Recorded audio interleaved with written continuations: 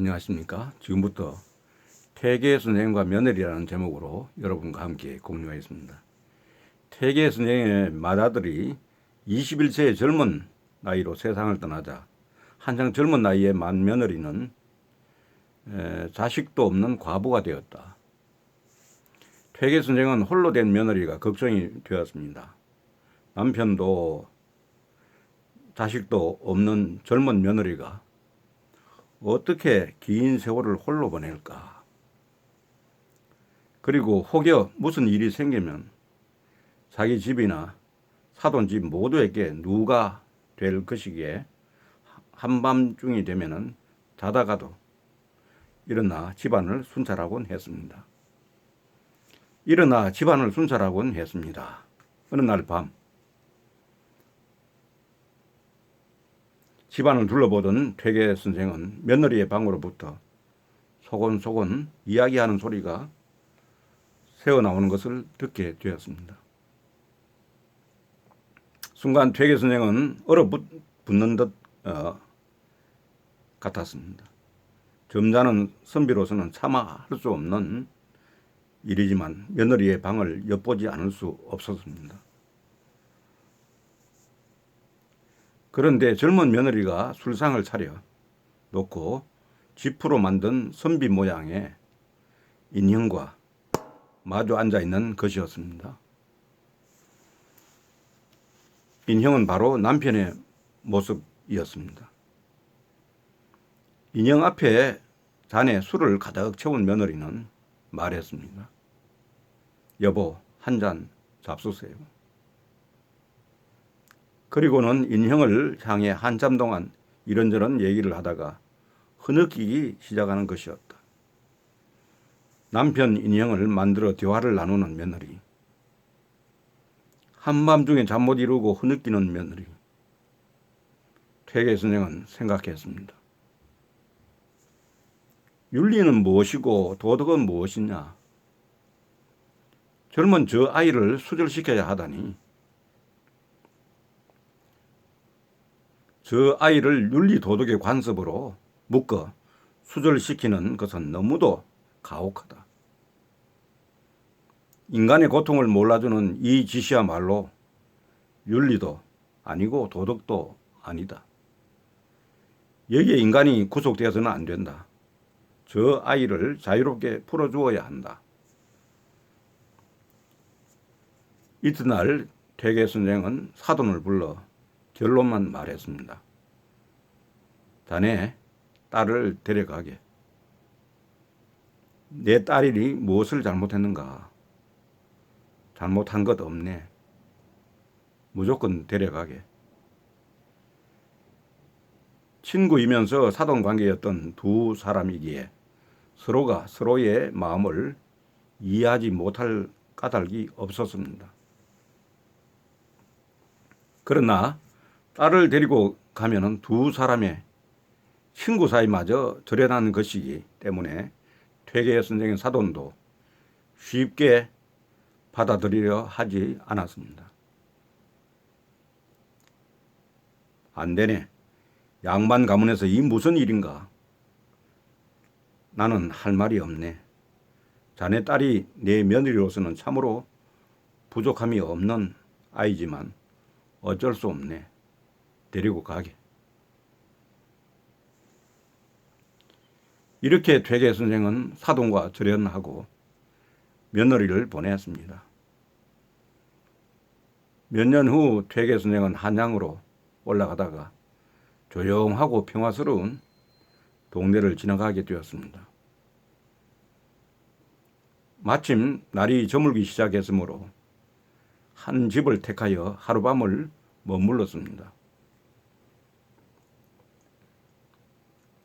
그런데 저녁상을 받아보니 반찬 하나하나가 퇴계 선생이 좋아하는 것 뿐이었습니다. 더욱이 간까지 선생의 입맛에 딱 맞아 아주 맛있게 먹었습니다. 이 집 주인도 나와 입맛이 비슷한가 보다. 이튿날 아침상도 마찬가지였습니다. 반찬의 종류는 어제 저녁과 달랐지만 여전히 입맛에 딱 맞는 음식들만 올라온 것입니다. 나의 식성을 잘 아는 사람이 없다면 어떻게 이토록 음식들이 입에 맞을까? 혹시 며느리가 이 집에 사는 것은 아닐까?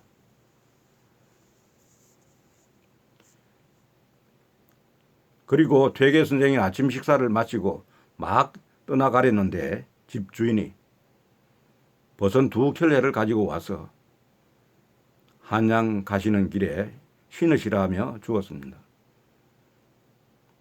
신어보니 퇴계 선생의 발에 꼭 맞았습니다. 아, 며느리가 이 집에 와서 사는구나.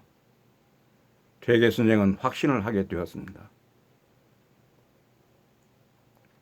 집안을 보나 주인의 마음씨를 보나 내 며느리가 고생은 하지 않고 살겠구나. 만나보고 싶은 마음도 컸지만 짐작만 하며 대문을 나서는데 한 여인이 구석에 숨어 퇴계 선생을 지켜보고 있는 것이었습니다. 퇴계 선생은 이렇게 며느리를 개가시켰습니다. 이 일을 놓고 육아의 한편에서는 오늘날까지 퇴계 선생을 비판하고 있습니다. 선비의 법도를 지키지 못한 사람이다. 윤리를 무시한 사람이다. 하지만 또 다른 한편에서는 정반대로 퇴계 선생을 칭송하고 있습니다. 퇴계 선생이야말로 윤리와 도덕을 올바로 지킬 줄 아는 분이시다. 윤리를 깨뜨리면서까지 윤리를 지키셨다며 현대를 사는 사람들은 어떻게 평가할까요? 이런 훌륭한 분들이 이 나라의 선구자가 아닌지요. 윤리 도덕보다 지혜로운 현실을 직시하는 날이 되시길 바랍니다. 여기까지가 퇴계 선생과 그 며느리에 관한 얘기입니다.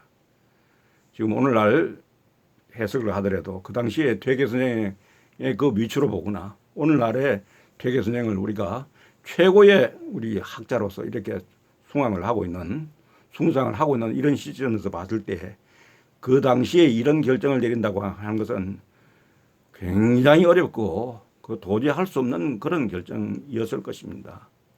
지금 미루어 볼 건 볼지라도 지금 현대에서 생각하더라도 그게 매우 어렵게 생각하는 그런 가문이 분명히 있을 걸로 생각되는데 그 당시에 이런 부분들은 일종의 말하면은 완전히 이 유교 문화에서 퇴출되는 그런 용단이 아니었겠는가.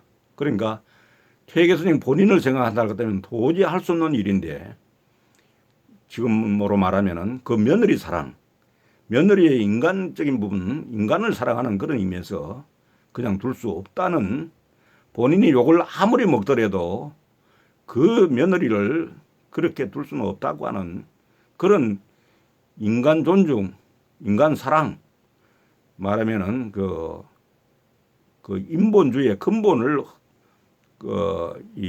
지켜야 되겠다고 하는 그런 대선배로서의 어떤 용단이 아니었나 이런 생각을 해봅니다. 지금도 감히 하기 어려운 결단을 그 당시에 했다고 하는 것은 역시 퇴계 선생은 퇴계 선생이다 하는 이 얘기를 통해서 우리가 깨달을 수가 있습니다. 사람은 사람다워야 된다. 그 한 며느리의 말하면은 그 한 사람의 아내자를 위해서 이렇게 한다고 하는 것은 근본적으로 지금 우리가 생각해 보면은 그 인간 존중의 정신, 인본주의에 가장 어울리는 그런 결단을 내린 거 아닌가. 대학자로서 그 당시에 상상도 못할 결정을 내렸다. 이거는 분명히 그 현대까지도 내다보는 그런 큰 용단이었다는 생각을 하면서 이 귀중한 자료를 여러분과 함께 공유했습니다. 아무쪼록 좋아요 해주시고 많이 구독해 주시면 좋겠습니다. 감사합니다.